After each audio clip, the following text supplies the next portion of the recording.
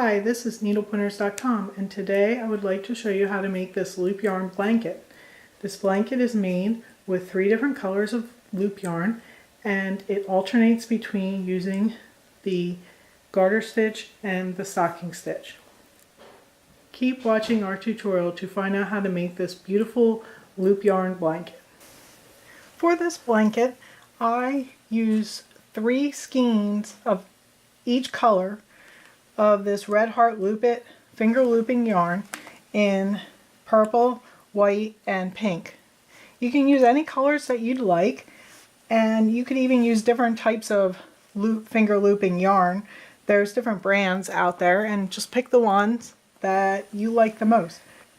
The Red Heart yarn has 7.6 yards in each of these skeins, so to make a blanket the same size, you would want to try to make sure that if you get a different brand, that your brand has about the same amount of yardage.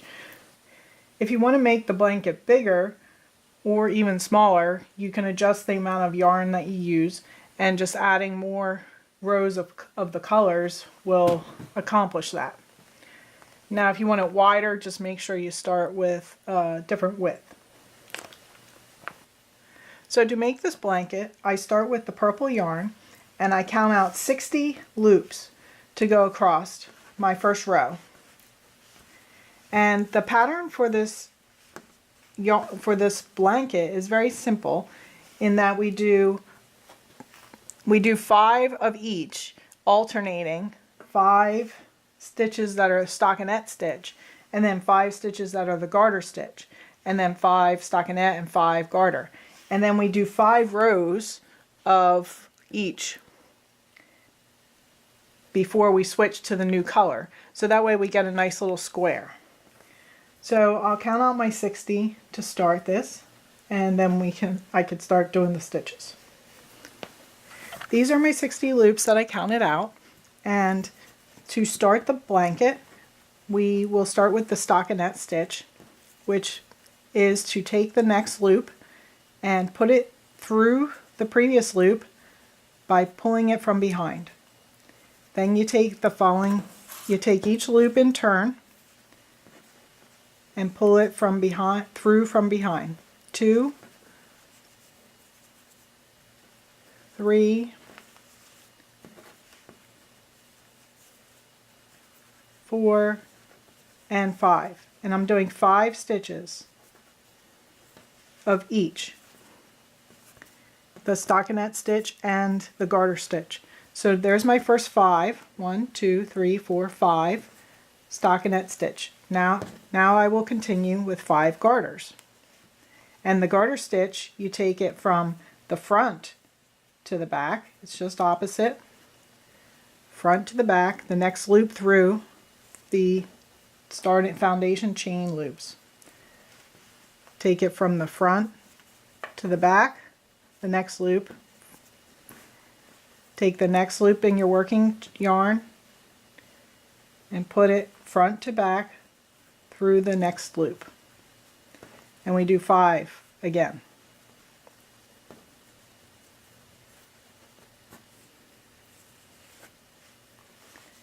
So there we go. 1, 2, 3, 4, and 5. We continue to alternate across the row. 5 stockinettes and then 5 garter. So now I'm going to go back to the stockinette stitch. 1. Make sure you don't miss any loops in either the foundation chain, and you don't skip any loops in your working yarn. 2, 3, 4, 5. So you can start to see the pattern coming out here in the first few. So I'm going to continue across the row. Oop. Now here you see I missed a loop in my working yarn. So I'm going to take these 2 loops out and redo that. And especially with the first row, we want to make sure we're counting the 5 each way properly, or we're going to get mixed up. It's important to get this first row correct in order that all the rest of the rows will be correct. So we want to make sure we have 5. Now here it looks like I even skipped one of my foundation chains. So I'm not being careful enough here. There we go. It helps to have all the foundation chains facing up the same way, so that way you don't miss one. And 5. Once you get the first row all set up with the alternating 5 stitches each way, then it will, each subsequent row is easier to do. So I'm going to continue across this row until I'm done setting up the first row, and then I'll be back. Okay, so there I finished the first row, and it ended with the 5 garter stitches. Continue with the next row again by doing the same stitch, repeating 5 garter, 5 stocking, 5 garter, 5 stocking stitches. You can just keep going with the yarn. This blanket works up really quickly because you're just doing these loops, and you can sit and watch TV while you're doing it, and in no time you'll have 5 rows. So we continue across this row like this, alternating between the stocking and the garter stitch, and then we go to the next row, row 3, and we'll come back across the same way with the alternating between the stocking stitches, 5 stocking and 5 garter, until you get to have completed 5 rows. So then you continue with the next color, and once I get to that point I will be back and show you what to do once you have the next color. Now, as you can see, I finished 5 rows, 1, 2, 3, 4, and 5. So I'm done with this color for right now. So I can cut it off between the 2 loops.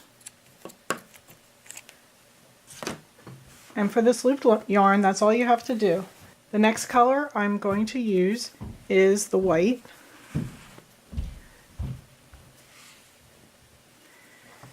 Now, when I continue, I want it to alternate blocks also, going up with the different colors. So that this was the stockinette stitch in my first block, and then the garter stitch. For this next color, I'm going to start with the garter stitch. So I start from front to back for 5 stitches again. It's always 5 stitches by 5 rows. So now you can see it's changing. The stitch changed to now the garter stitch there.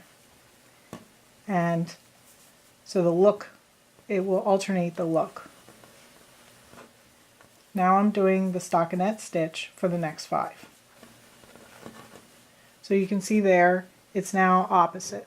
So we have garter, we had the stockinette stitch, then the garter, then stockinette. And now we're doing garter, stockinette, garter. So I'm going to continue across the rows. Now when you're done this row and you come back across, you're continuing with, each row, you're continuing with 5, like here will be 5 garters, 5 stockinettes, 5 garters. So when you're coming back across, follow whatever stitches you put across in the new color, which stitch you're doing for the next 5. So that way you will end up with it to look like this with blocks. The blocks will look like they're a little different per block. So I'll be back after I've done some rows of the white. So as you can see, I've done a couple rows with the new color, and it's alternating. So now So you can see the stitch looks different here and different with the new color. So it's the opposite. The one thing I want to show is when you run out of yarn. I cut this off because I didn't actually run out of the skein. But if you need to, at some point you're going to run out of the skein and you will need to continue with the next skein. So I'm going to continue using up the rest of these loops that are on this row, or this working yarn.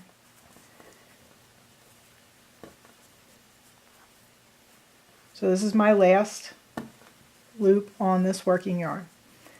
So I'm going to put it through the loop. Now, to continue with the next one, pretend I opened up a new skein of yarn and this is my next loop. What I usually do is I overlap it by one loop. So I put my first loop through the same one that my last loop ended on. I found that if I don't do that, it could end up with a gap, more because you don't have the yarn attaching the two loops together, so then you end up with a gap. Now, when you come back and you're doing the next row, you need to remember to pick up both of these loops at the same time when you're coming back, because this acts as one of your 5 loops, not two different. We don't want to have 2 separate loops here. We want to make sure we keep this as just one. So when we're coming back, be sure to pick them up as if it was one loop. And then just continue as you have been. It's as easy as that to start another skein. So I'll be back in a few more minutes after I've done this row. So as you can see, I finished my 5 rows, 1, 2, 3, 4, 5 of this white color. And so it's time to add the pink color. We add the pink color in the same way as we added the white color onto the purple.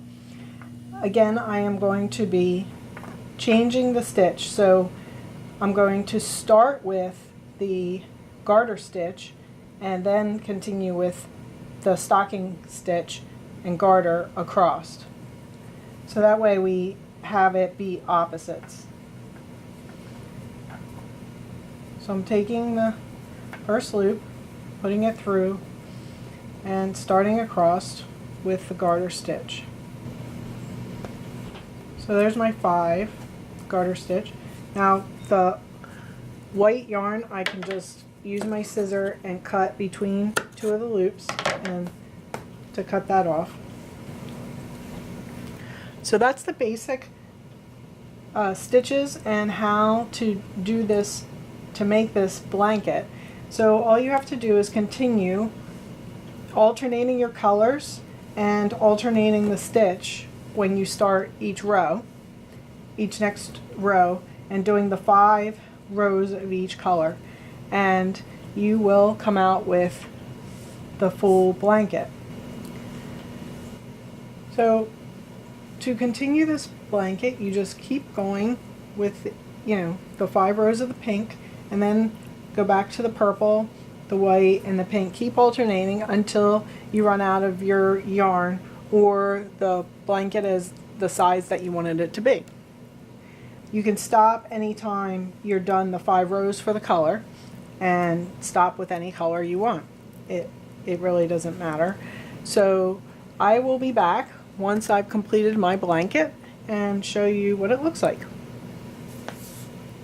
Hi, I'm back, and as you can see, I've finished all the rows for my blanket, and they're alternating in the colors and the pattern.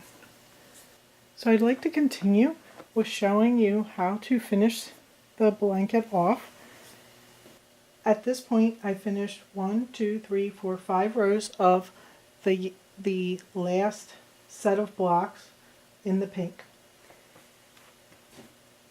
I'm finished with my yarn, now, so I will cut off at the last loop. Be sure not to cut the loop open. The last step is to do binding off. We have a full video tutorial on how to do the bind off, so if it's not completely clear right now while I'm doing it here, you could always watch that other video and then, get some more clarity.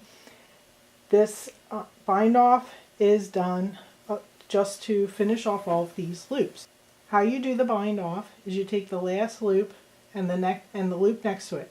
You pass the loop next to it through the loop before it, and then you have that loop. Next, take the next loop, pass through, and pull through. Just continue across the row like this.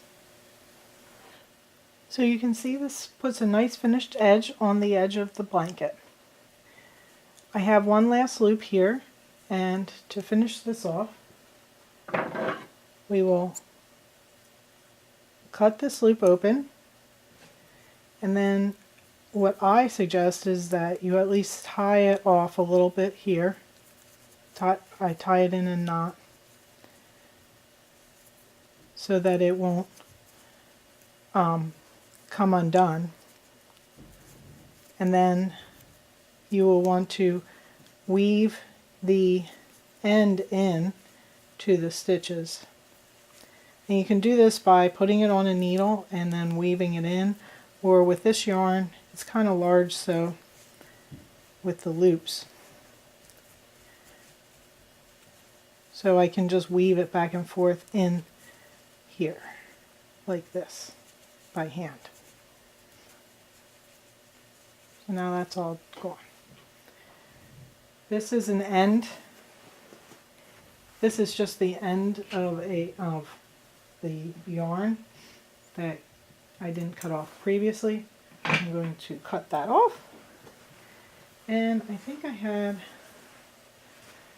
a couple of places on the back to show you.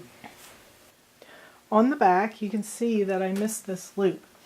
This loop is between two different things, so this must have been my working yarn, and I missed the loop entirely in taking it in.